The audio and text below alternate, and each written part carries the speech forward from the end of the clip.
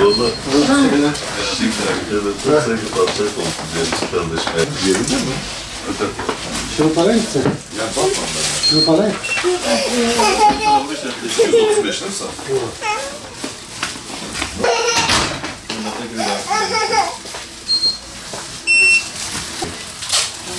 Baba aldı.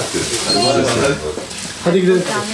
Evet, bildiğiniz gibi Türkiye'de referans ilaç uygulaması yapılıyor. Avrupa'da ilaç satan 5 ülkenin ortalaması alınarak Türkiye'de referans ilaç uygulaması falan fiyatı belirleniyor. Bu malum euro kurunu Türkiye normlarına göre belli bir oranda sabit bir kurla falan çarpılıp yıl boyunca bu kur üzerine ilaç fiyatları belirleniyor. En son Ekim ayında %23'lük bir iyileştirme ile euro kuru 21.7 olarak sabitlendi. Ve bu bir yıl boyunca bu kur üzerinden ilaç fiyatları gerçekleştirilecek. Şimdi Türkiye'de reel euro kurunun 37-38'leri bulduğu bir yerde 21.7 ile sabit kur uygulaması birçok ilaç firmasının Türkiye piyasasından çekilmesine neden oldu. İlaç pahalıdır söylemleri bize de geliyor. Eczaneye gelen vatandaşlar falan bunu da söylüyor. Hepsini açıklamak zorunda kalıyoruz ama şunu söyleyeyim. Dünyada en ucuz ilacın olduğu yer Türkiye'dir. Net bir şekilde. Hani bu biraz da alım koşullarıyla ilgilidir. Hani alım koşullarının kötü olmasına kaynaklı olarak maalesef vatandaşlarımıza mevcut fiyatlar pahalı olabiliyor. Ama dünyada inovatif birçok ilaç şirketi şu an Türkiye mevcut euro kurundan kaynaklı olarak Türkiye ilaç vermiyor.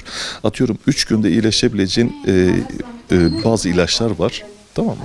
Bunlar Türkiye'de yok. İnoaktif dediğimiz hani son teknoloji, nanoteknolojik ilaçların birçoğu Türkiye'ye verilmiyor. Çünkü mevcut 21.7 euro kuru ilacı karşılamadığı için firmalar Türkiye'ye ilaç hiçbir şekilde vermiyor.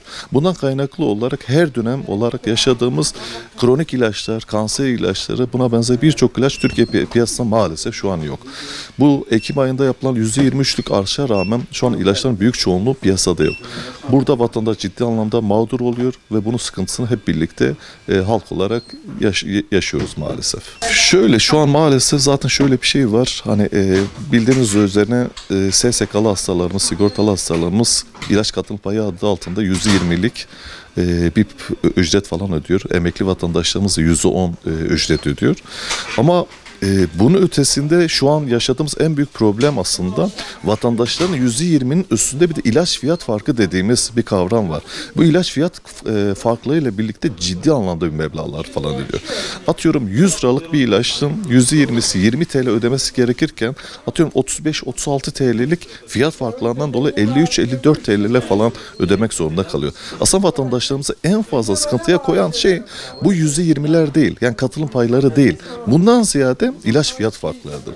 Bu ilaç fiyat farklarına bir an önce bir çözüm gelmesi lazım ve vatandaşlarımızın dünyadaki gelişmiş halkların ulaştığı o sağlık düzeylerine ulaşabilmesi için de bu ilaçları Türkiye'ye getirilmesi için çalışma yapmak lazım. Bunun da en güzel yöntemi bu 21.7 olan hani gerçek realiteden çok uzak olan kurun bir an önce düzenlenmesi, normal bir seviyeye gelmesi ve bununla birlikte bu inoaktif dediğimiz ilaçların Türkiye pazarına gelmesidir. Şu an mevcut euro kurunun güncellenmemesinden kaynaklı fiyat farkları sürekli artmaktadır.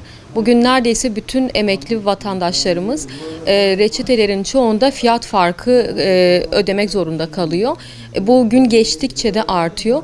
Bunun en iyi çözümü güncel euro kurunun güncellenmesidir. Çünkü şu an maalesef baz alınan euro kuru çok geride kaldığı için sürekli emekli vatandaşlarımız, raporlu hastalarımız ücret ödemek zorunda kalıyor. Bu konuda bakanlığımızdan isteğimizdir güncel euro kurunu baz almaları.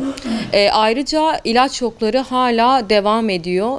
Maalesef yine aynen güncel euro kurundan kaynaklı bunu düzenlemedikleri için firmaların bazısı Türkiye'den çekiliyor. Yani ilaçları tamamen çekildiği için hiç bulamıyoruz.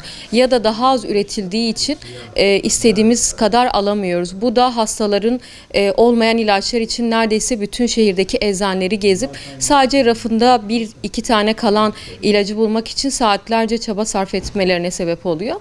Dediğim gibi bunun en iyi çözümü güncel euro kurunun baz alınmasıdır. Yani devletimizden beklentimiz özellikle vatandaşlarımız için, vatandaşlarımızın ceplerinden daha fazla ücret çıkmaması için, ilacı daha rahat bulmaları için, girdikleri eczanede ya da eczanede yoksa bile hemen 2 saat içinde depodan ilacı temin edebilmek için en iyi, şu an en hızlı çözüm güncel euro kurudur.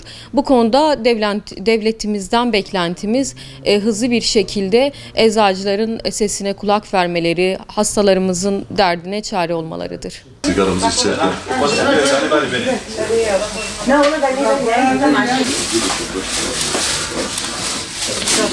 İlaç yoklaydı.